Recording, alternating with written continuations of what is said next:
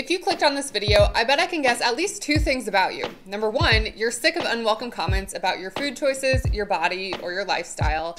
And number two, I bet you'd like to feel a little more confident standing your ground and shutting that down.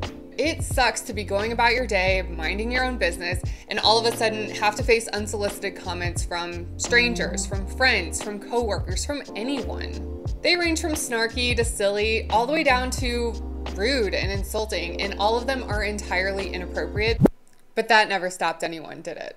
If you find yourself on the defense this holiday season or any other time of the year, I'll be sharing a few different scenarios in this video, as well as some approaches you can take when that happens. Feel free to make them your own, and I have a feeling that'll come more easily once we get into things, so let's do exactly that. All right, so here is scenario number one.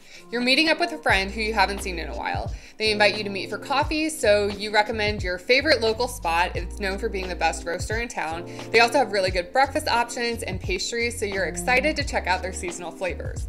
You're just happy to spend some time with your friend and catch up on life, but the mood totally changes when they see what you ordered and you brace for it. They say, "Wow, that smells amazing, but I could never. I'm off sugar again, and my trainer said I should think about going gluten-free. And oh my God, look at the size. Are you gonna eat that whole thing?"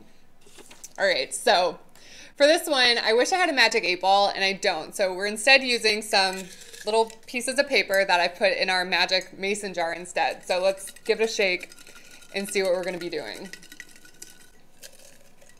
All right, so for scenario number one, get snarky. Yeah, actually, I feel like this one is a good one for kind of that friendly type of relationship with someone. But if I was going to get snarky in a situation like this, I feel like the best reply would be something like, "Yeah, so don't even think about asking for a bite. I mean, I know you'd like go to gluten jail or something if your trainer found out, so don't worry, I'll save you the trouble." Basically, we just want to shed some light on how ridiculous this all sounds. And to be very clear, we are not talking about something like celiac disease or a medical diagnosis that would force someone to eliminate gluten or any other food from their diet.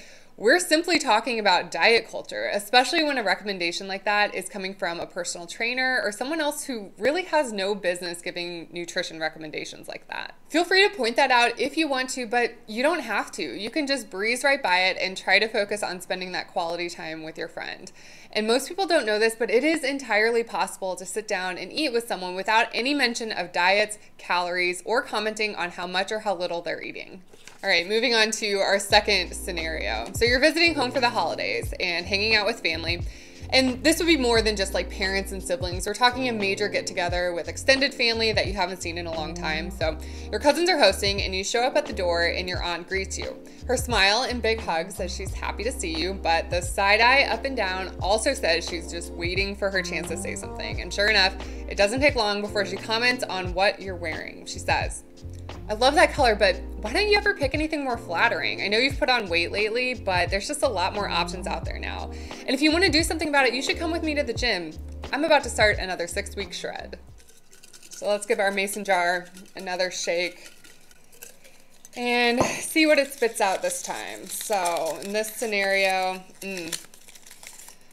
change the subject. For this one, it can be so tough with family because it's family. There's not much more to say about it. So to change the subject quickly, I feel like in this one you could say something like, "Oh yeah, thanks for noticing. I love the color too and it's really comfortable, but I'll take a pass on that because I need to do some last minute shopping.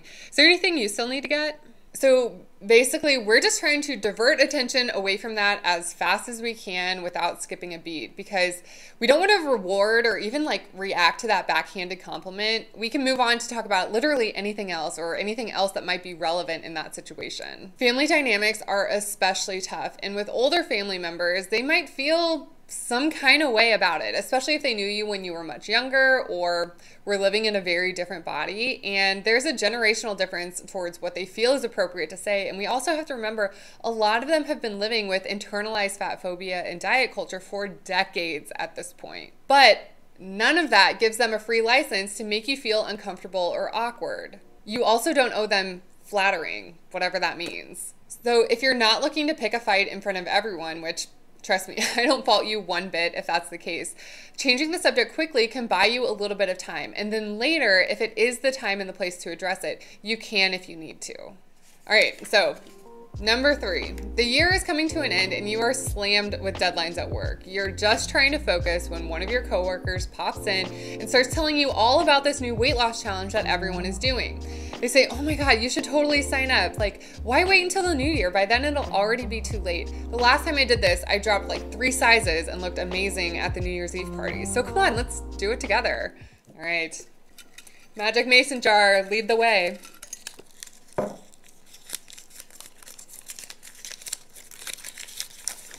Try to engage and educate.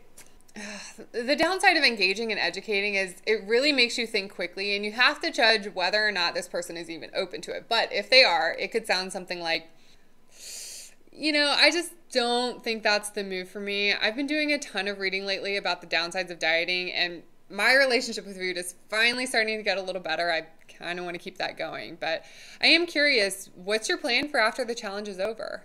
Basically, you can offer up a little something or ask a question and start a conversation, but if it turns into a bad faith argument, or maybe they've just already made up their mind, you could say something to disengage, like, well, it sounds like you're already really committed and I wish you the best with that, but I'm really not interested in hearing all the details, and if you don't mind, I have a ton of work I got to get back to. You have to remember, it is not your job to convince people not to diet. And it's also not your job to try to represent all of the nutrition science. But if it's helpful, you can make a list of maybe some of your favorite podcasts or books or videos that have been helpful and offer that up. It's just one subtle way to push back or challenge this all too common narrative that dieting and weight loss is just helpful for everyone across the board, because we know that's not true. And if they're not interested, at least you tried, but more importantly, you've let it be known that you are not a safe harbor for diet talk, and you'll set that boundary if you have to. And who knows, at the end of the day, maybe it does plant a little seed of curiosity for them or gives them something to think about. Hopefully by now, this is inspiring you to think of some of the scenarios that might happen in your life and how you might comment or respond, but at this point, it's all hypothetical. All of this is easier said than done, and when it comes time to actually say it, if you're like me, even that low stakes confrontation can feel really anxiety inducing.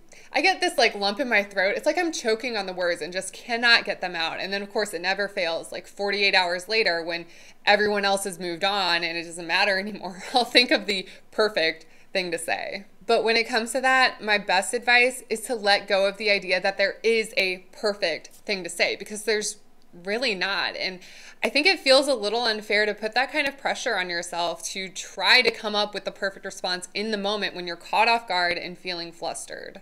The more important thing is that you're not silencing yourself. And if you're staying strong in your conviction to not diet anymore, you're not going to let that comment derail you. My next piece of advice for you is to practice. And it's going to sound silly. It's going to feel uncomfortable, maybe even anxiety inducing, but we need to lower the stakes for that. So find some time when you can be alone and no one's hearing what you're saying and you don't have to worry about what you look like or sound like, but practice saying some of these things out loud. That way you can try on different phrases or tones and make it feel more authentic and natural to the way that you would actually say them. And trust me, again, this will feel really weird, really vulnerable, and your body might have a reaction, you know, sweaty hands or like your heart thumping in your chest, and you might feel that lump in your throat that makes it really hard to get the words out. But if you've spent years of your life dieting or not speaking up to set a boundary or express your needs, these are things that won't come easily at first, but can get easier over time. So if you're not feeling super creative, I'm going to go rapid fire through a list of some phrases that you can try out and make your own. I am not the right person to be sharing that thought with. Actually, my dietitian and I have already discussed this at length, and I feel very good about the direction we decided to go. So thank you, but I am not looking for other advice right now. Good for you, not for me. Really? And how do you figure that? Listen, I truly do not care what you order, and there is no amount of food you could eat that would make me judge you. Can we please just talk about anything else? Hey now, eyes on your own plate. This is none of your business. Look, I like spending time with you, but not if you're gonna keep making comments like this. So you need to know the next time it happens, I'll be cutting our time short. Hey, fun fact, you can't tell anything about a person's health just by looking at them. So if any of those sound like something you can use, I hope you will. But I also really hope you don't have to. I also need you to know that it is absolutely fine to not speak up in a situation if it doesn't feel safe to do so. That's because anytime we're talking about diets or dieting, we're dealing with an oppressive system. And the unfortunate reality is that some of us, depending on our different identities and unearned privileges, will have an easier time navigating that system than others. So it may depend on who you're with or what your relationship is to the person who said something. Just because you're staying silent doesn't mean you've become another doormat for diet culture. It just means that you are protecting that boundary, protecting your energy, and using your discernment on a case-by-case basis. So leave a comment and let me know if you found this helpful, or if you're comfortable sharing, maybe drop a comeback or response that's worked well for you, and that might help someone else who's watching this video. I'm Cara, and I'm a registered dietitian, and these are some of the same things I coach on in my private practice, but I'm sharing them here because I know not everyone can or wants to work with a dietitian in that way. So that is it for this one. If you like this video, be sure to subscribe to Street Smart Nutrition. This is the home of fearlessly nourishing meals, so you'll find more video topics like this one, as well as plenty of recipe inspiration that has no diet talk included whatsoever. Thank you so much for watching, and we'll see you in another one soon.